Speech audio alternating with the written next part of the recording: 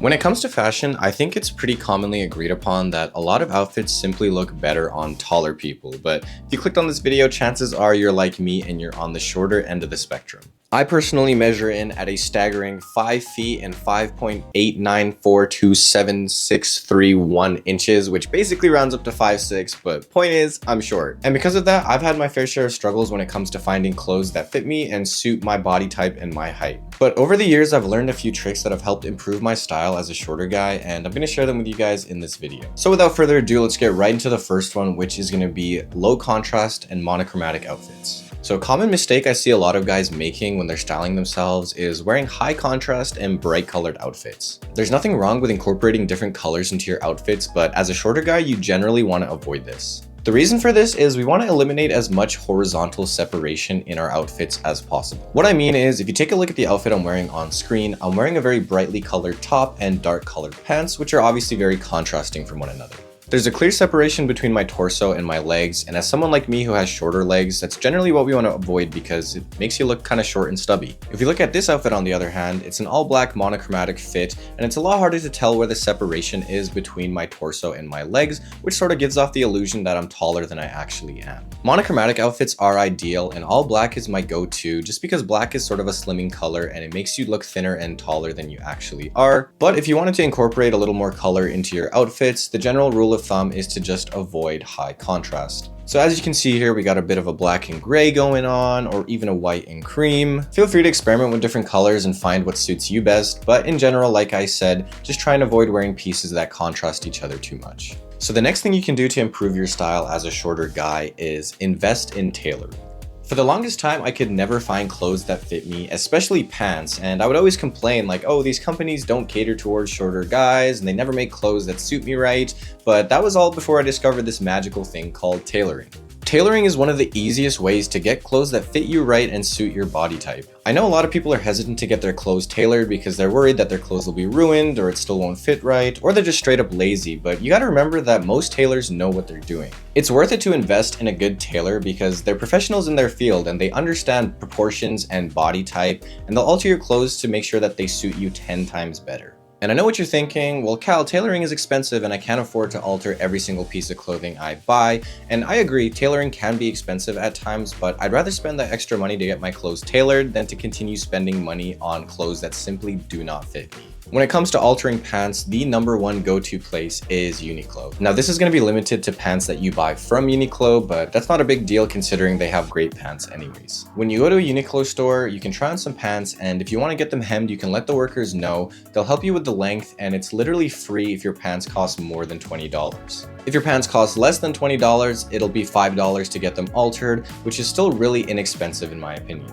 Now those prices are going to be for a visible lock stitch. If you want a hidden bind stitch for a little bit more of a cleaner look, it's going to cost you $5 if your pants are more than $20, or $10 if your pants cost less than $20, but that's still a really good price. Another great thing is they've actually incorporated this feature on their online website as well, so you can literally get pants that are perfectly altered to your leg length delivered straight to your door. It's an amazing feature, I absolutely love it, and I use it all the time. As for tops, I actually don't have any tailored tops because I find that most shirts usually fit me quite normally. But if you're someone who has maybe narrow shoulders and a little bit of a larger torso, you might want to get your shirts altered to be a little more oversized and boxy. Or if you're someone with broad shoulders and a more narrow torso, you might want to alter your shirts so that they're a little more fitted. Like I said before, if you go to an experienced tailor, they'll know how to alter your shirts to make them suit you a lot better. So the next little tip is actually one I discovered recently, and it's high-waisted pants. Guys, the ladies have had this technology for years, and I'm honestly surprised that it's not more common in men's fashion. But getting into what high-waisted or high-rise pants actually are, essentially they're pants that have a much longer rise measurement compared to your standard pant, and what that rise measurement is the distance between the crotch seam and the waistband.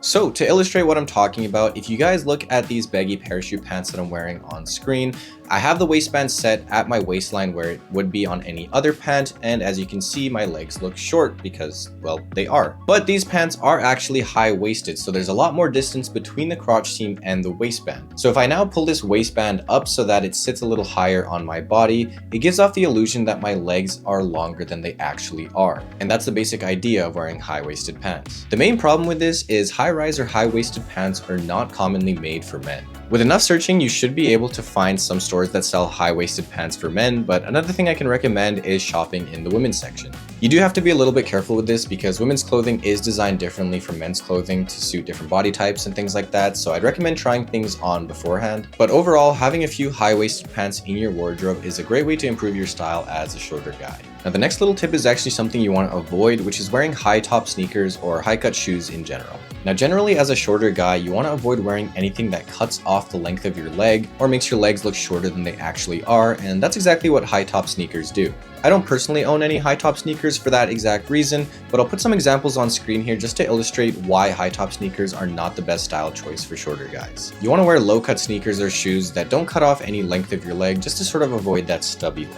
Boots are kind of an exception to this rule, as most boots are going to be high cut in general, but they do come in varying cuts, so you still want to go for something that's a little bit more low cut like this compared to something like this. And the last tip I have for shorter guys out there is to just have a little more confidence in yourself. A lot of the times what prevents people from feeling good about their outfits is simply a lack of confidence. I know it's easier said than done, but sometimes we just need to forget about what anyone else might say or think and wear what makes us feel comfortable and confident in our own skin. The beauty about fashion is it's a creative medium. It's another way to express yourself, and everyone's free to develop their own unique individual style, and that's what I think is amazing about it. Obviously, there are fashion trends and things that are considered fashionable or non-fashionable by society, but those are not the end-all be-all when it comes to style. You shouldn't feel the need to follow the crowd if it means wearing clothes that you don't think accurately represents who you are or what your style is. Obviously, you can take inspiration from others, but you should take time to explore your creativity and develop your own style and wear clothes that you want to wear, and I promise you will feel 10 times more confident in yourself.